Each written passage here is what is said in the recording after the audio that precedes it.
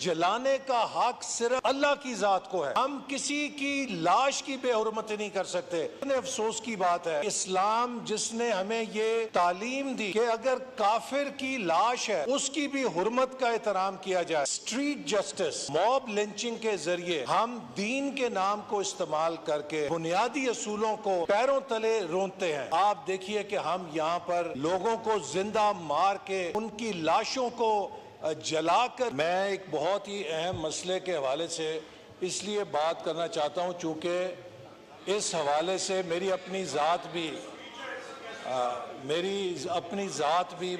Please کریں. Government کا دیکھیں گورنمنٹ کا کوئی ویو ہے تو we have to you will get your time. نہیں ایسا نہ کریں. جی آپ بول لیں جلدی بولیں پلیز. میں ایک بہت ہی اہم مسئلے کی طرف توجہ دلانا چاہتا ہوں جو کہ سوات کے اندر واقعہ پیش آیا ہے اور ایک اور موب لنچنگ کا واقعہ جس کے نتیجے میں آج پوری دنیا میں پاکستان کی جگ ہنسائی ہو رہی ہے اور خاص طور پہ ہمارا ہمسایہ ملک کہ جہاں پر مسلمانوں کی بھی موب لنچنگ ہوتی ہے اس کا میڈیا بھی ہمارا مذاق اڑا رہا ہے. جناب اسپیکر یہ واقعہ اگر ایک آئسولیٹڈ واقعہ ہوتا تو شاید اس کو ہم درگزر کر سکتے ہیں لیکن ایک تسلسل ہے. آپ نے دیکھا کہ سیالکوٹ کے اندر اسی قسم کا واقعہ پیش آیا. آپ نے دیکھا جڑاوالا میں اسی قسم کا واقعہ ہوا. آپ نے دیکھا سرگودا میں اسی قسم کا واقعہ ہوا. اچھرے میں اسی قسم کے واقعے سے ہم بچ نکلے. تو میں یہ گزارش کرنا چاہتا ہوں کہ اس وقت میں خود اپنی ذاتی مثال دینا چاہتا ہوں کہ اللہ تعالیٰ نے مجھے بھی ایک نئی زندگی دی جب ایک ایسے جنونی نے میری زندگی لینے کی کوشش کی اور وہ گولی آج بھی میرے جسم میں موجود ہے.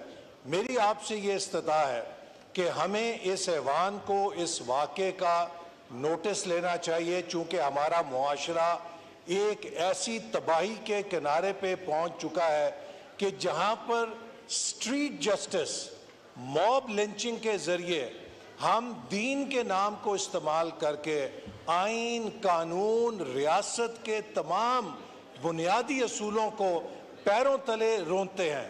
اور جناب اسپیکر دیکھیے کتنے افسوس کی بات ہے کہ اسلام جس نے ہمیں یہ تعلیم دی کہ اگر کافر کی لاش ہے اس کی بھی حرمت کا احترام کیا جائے. ہم نہ صرف یہ کہ موب لنچنگ سے لوگوں کو مارتے ہیں بلکہ ان کی لاشوں کو آگ لگا کر اس کو تماشا دیکھتے ہیں. اس کے بارے میں ایک روایت ہے کہ جس کے راوی حضرت ابو ہریرہ رضی اللہ عنہ ہیں. انہوں نے کہا کہ ایک دفعہ ہم کسی غزوے پہ یا کسی مشن پہ جا رہے تھے تو کوئی ایسے دو لوگ تھے کہ جو دشمن تھے. نبی پاک صلی اللہ علیہ وسلم نے ہمیں کہا کہ اگر ان دو لوگوں کو پاؤ تو انہیں جلا دینا. لیکن پھر انہوں نے کہا کہ جب ہم گئے تو انہوں نے کہا نہیں میں اس بات کو واپس لیتا ہوں انہیں قتل کر دینا چونکہ جلانے کا حق صرف اللہ کی ذات کو ہے. صرف خدا کی ذات کسی کو جلا سکتی ہے. آپ دیکھیے کہ ہم یہاں پر لوگوں کو زندہ مار کے ان کی لاشوں کو جلا کر کس قسم کا دنیا کے سامنے پیش کرتے ہیں. اور اسی طرح جنگ کے اندر بھی مسلمانوں کو یہ تاکید ہے ابھی یہ کھولیں جی مائک کھولیں ہم کسی کی لاش کی بے حرمتی نہیں کر سکتے. تو جناب اسپیکر یہ ایک ایسا اہم مسئلہ ہے کہ اگر ہم نے اس کا نوٹس نہ لیا تو یہ انارکی ہمارے ملک کے اندر ہمیں جلا دے گی. اس وقت دیکھیے میں صرف یہ بات پوچھنا چاہتا ہوں کہ کیا ہم یہ کبھی سوچتے ہیں کہ ہم دنیا میں کہاں کھڑے ہیں؟ 1 ارب مسلمان ہیں, 1 کروڑ کی آبادی ہے اسرائیل کی. اس نے ظلم و ستم کا بازار گرم کر رکھے اور ہم بے بس ہیں. کیوں؟ کہ آج دنیا میں ہم تعلیم میں سب سے پیچھے ہیں, دنیا میں ہم صحت میں سب سے پیچھے ہیں, دنیا میں ہم سائنس میں سب سے پیچھے ہیں, دنیا میں ہم عمل کے اندر سب سے پیچھے ہیں. ہم سب پرچم اٹھا کے کھڑے ہو جاتے ہیں توہین رسالت کا. ایک منٹ بس ختم کر رہا ہوں میں. لیکن کیا کبھی کسی نے اس بات پہ بھی سوچا ہے کہ نبی پاک صلی اللہ علیہ وسلم نے کہا کہ جو ملاوٹ کرتا ہے وہ ہم میں سے نہیں ہے.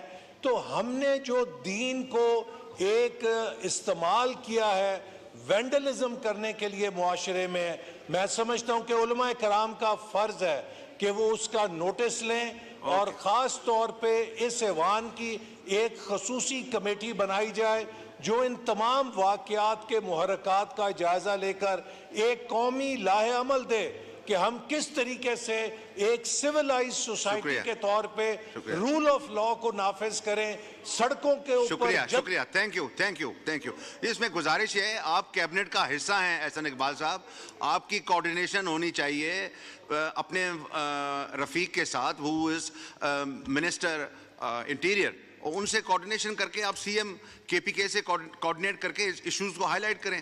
اگر کیبنٹ کا حصہ ہوتے ہوئے یہاں یہ ریز کریں گے تو تھوڑی بے بسی سی محسوس ہوگی, تو پلیز اس کو آپ اپنے کیبنٹ میں اٹھائیں اور وہاں کریں. House is adjourned to meet again at 2 p.m.